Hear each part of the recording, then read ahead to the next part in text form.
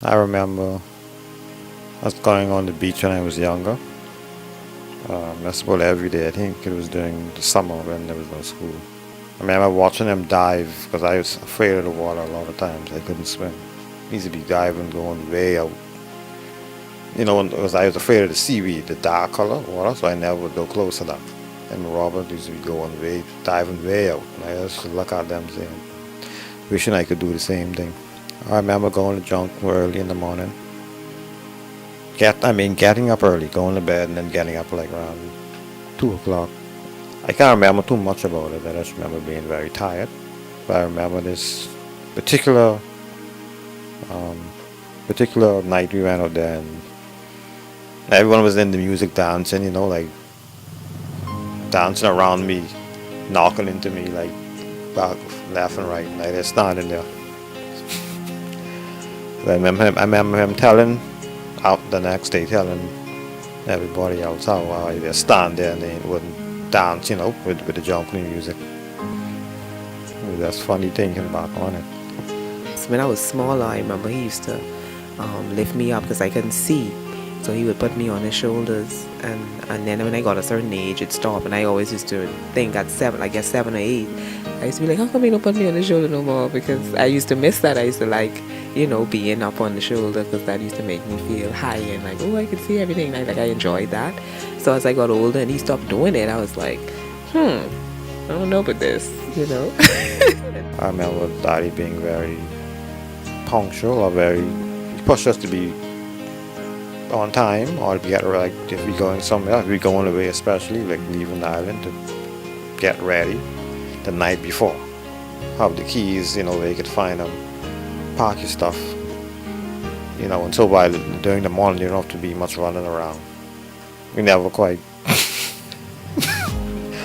mastered it, but that was something about him. He always was for that, to being punctual. Yeah, I remember that as well because I remember like anytime, even as an adult, if he had to drop me to the airport, he would always call and say, or if I call him and say, don't forget, pick me up tomorrow, he'd be like, what time are you supposed to be?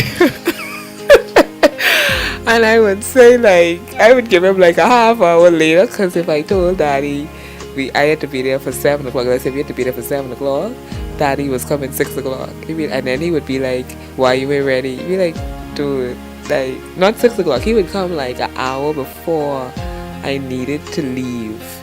And so I would tell him later, but and he had it right because a lot of times we used to end up being late to the airport. He used to end up being late and he used to always be like, so what time you say? And he would keep asking, after you didn't tell him what time you say, what time you say you have to be at the airport? I'm like, Daddy, I already told you what time I have to be there. So what time you say you have to be at the airport?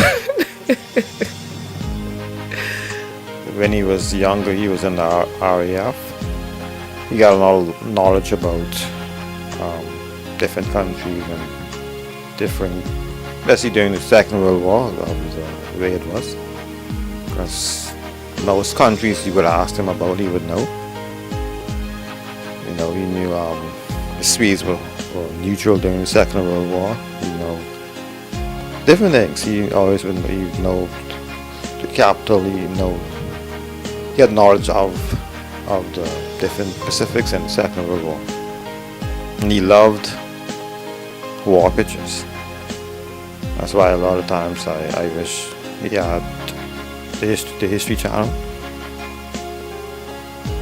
Because he loved watching war pictures or documentaries about the Second World War. He used to like to reminisce a lot about the RAF, and I think he was very proud of that. And so I remember one year for his birthday, since he got older, maybe about 2 or 3 years ago, myself and my brother, Mark, we took him, that was his birthday trip, we took him to the movies for his birthday to watch Red Tails, which was the story about the first, the Tuskegee Airmen, because I was like, oh, Daddy, you know about the Tuskegee Airmen? And he was telling me about a movie that was actually already made about the Tuskegee Airmen. Daddy was very superstitious. We grew up, one of the things we grew up, we used to play a lot of game nights as well as a family. Like we used to play snakes and ladders. We would have a time for snakes and ladders. We used to play checkers. We used to play remembrance with the cards. And Daddy was don't put your hat on your bed, don't put the umbrella in the house, don't. And you know, whenever we had game, you know, that whenever we were playing games, you know, it would be every night for a certain period of time. And so if we were playing Remembrance with the cards, we couldn't play cards on Sunday. Like, you couldn't play cards on Sunday. And you know, so we was, you know, like Monday, we'd be like, okay, we can't wait for Monday because we could play cards. At least, you know, because I enjoyed game night, family game night. We would always play every night. With him being superstitious, I don't remember all. I remember one in particular where he would always say, don't walk under a ladder. Once he was living by his sister, you know, living up 5 Pound Lot, every time I would go, he would always offer me, you want anything to drink? You want it? And he would do, like, if he cooked something, he would offer. He would say, I did some turkey burger, and Mark was always bringing the turkey burger. Mark would always bring the turkey burger and say Daddy made it. He liked to cook a lot. I remember Daddy cooking, like he was able to cook a mean fish, fried fish. He used to do, he knew every type of fish. Like I always had to ask him what type of fish it was. Whether it was Margaret, Jack. Well, I knew the goggle eye. They're quite easy to identify. And when he fried them, I mean, it was something.